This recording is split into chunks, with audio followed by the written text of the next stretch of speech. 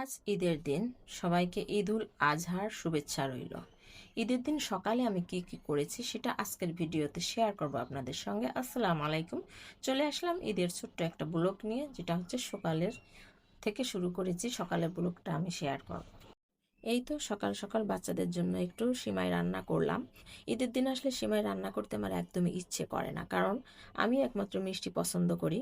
অথচ এখন আমার মিষ্টি জাতীয় খাবার খাওয়া নিষেধ। নিষেধ থাকার পরেও আমি কিন্তু খাওয়া বাদ দেই না, একটু একটু খাই। কিন্তু রান্না করলে কিন্তু ছেলে মেয়েরা কেউই এই সিমাই ধরেই না। তো ভাবলাম আজকে একটু অন্যরকম ভাবে রান্না করি। শুধু দুধ, চিনি এবং ঘি দিয়ে একটু ভাজা ভাজা করে শুকনা করে রান্না করেছি। দেখি বাচ্চারা খায় কিনা। তারপর কি রান্না করব, গরুর মাংস আসতে তো অনেক দেরি হবে। যেহেতু দূরে আমাদের কোরবানি দেওয়া হয়েছে, দূর থেকে মাংস নিয়ে আসবে। তো এ ফাঁকে বাচ্চাদের তো দুপুরে খাবার খাওয়াতে হবে। তো আমি শর্টকাটে কিছু রান্না করেছি। সেটা হচ্ছে মুরগির রোস্ট এবং পোলাও রান্না করব। আর এটা বাচ্চাদের খুবই পছন্দের খাবার, আর বাচ্চারা তো এটা হলে আর কিছুই লাগে না। তো এখানে আমি পেঁয়াজ ভাজি করে নিচ্ছি মুরগির রোস্ট রান্না করার জন্য। আর এখানে মুরগির লেগ পিসগুলোই বেশি নিয়েছি। এটা আমি ছোট করে নিয়েছি, যে আমি আজকে ছোটো পাতিলেই রান্না করব। মাংস যেহেতু এতটা বেশি না, তো এই পিসগুলো একদম বড় সাইজ রাখলে নাড়াচাড়া করতে একটু ঝামেলা হতো, আমার বিরক্ত লাগবে। তো শরীরটাও ভালো না, অসুস্থ, যার কারণে আমি এভাবে রোস্টগুলো আর কি রান্না করে নেব, যেহেতু কোনো গেস্ট আজকে নেই আর বাচ্চারাই তো খাবে, এজন্য আমি এভাবে রান্না করছি।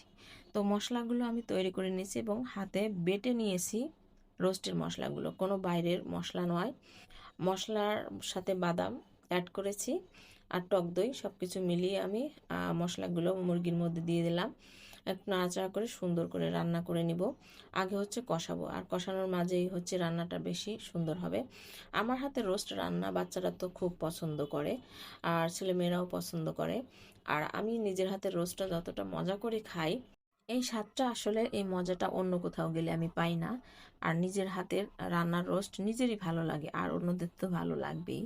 যাই হোক, প্রশংসা বেশি করছি না, কারণ যার যার হাতের রান্না তো তার কাছেই খুব ভালো লাগে। মশলা সহ সব কিছু কষানো হয়ে গেছে। পরিমাণ মতো পানি দিয়ে দিয়েছি। আর পানিটা একটু শুকিয়ে গেলে, মাংসটা সিদ্ধ হলে আমি ঢেকে রান্না করে নিব। তারপর হচ্ছে একটু বলক আসলে আমি টমেটো সস দিয়ে দেব।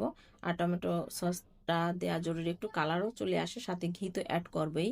রোস্টে ঘি না দিলেই হচ্ছে মনে হয় মনে হয় যে অন্য কিছুই দেয়নি, এরকম একটা ভাব চলে আসে। তারপর হচ্ছে কিশমিশ দিয়ে দিলাম। এখানে আলু বোখারা দেওয়া প্রয়োজন ছিল, আমি ইচ্ছে করে দিলাম না আলু বোখারা। তোমার রোস্ট রান্নাটা কমপ্লিট, একটু মাখা মাখা হয়ে আসছে। এ পর্যায়ে আমি হচ্ছে রোস্ট রান্নাটা শেষ করে নিব। আর অন্যদিকে হচ্ছে আমি পোলাও রান্না করব। পোলাও হচ্ছে একবারেই বসিয়ে দেব, পানির ফুটিয়ে তার মধ্যে দুধ, ঘি, গরম মশলা সব কিছু দিয়ে, আদা রসুন দিলাম, সব কিছু একসাথে মিশিয়ে একটু জাল করে তারপর হচ্ছে পোলাও চাল দিয়ে দেবো। ফাইনালি আমার কিন্তু পোলাও রান্না কমপ্লিট এবং ঝরঝরা হয়েছে, আলহামদুলিল্লাহ। ঈদের দিন আর ঈদের আগের দিন থেকেই হচ্ছে অসুস্থ, আমার শরীরটা ভালো লাগছে না। আর ঈদের দিন যদি অসুস্থ থাকি, ঈদের দিন কত কাজ থাকে, আর এর মাঝে অসুস্থ হলে তো আর কি অবস্থা, ভালো একদমই লাগছে না। ভিডিওটি ভালো লাগলে পাশে থেকে যাবেন। সবাইকে অসংখ্য ধন্যবাদ জানাচ্ছি, আর বিদায় নিয়ে নিচ্ছি আজকের ভিডিও থেকে। নেক্সট ভিডিওতে আবার চলে আসবো আপনাদের সামনে। সবাইকে ঈদ মোবারক জানিয়ে বিদায় নিয়ে নিচ্ছি। আল্লাহ হাফেজ।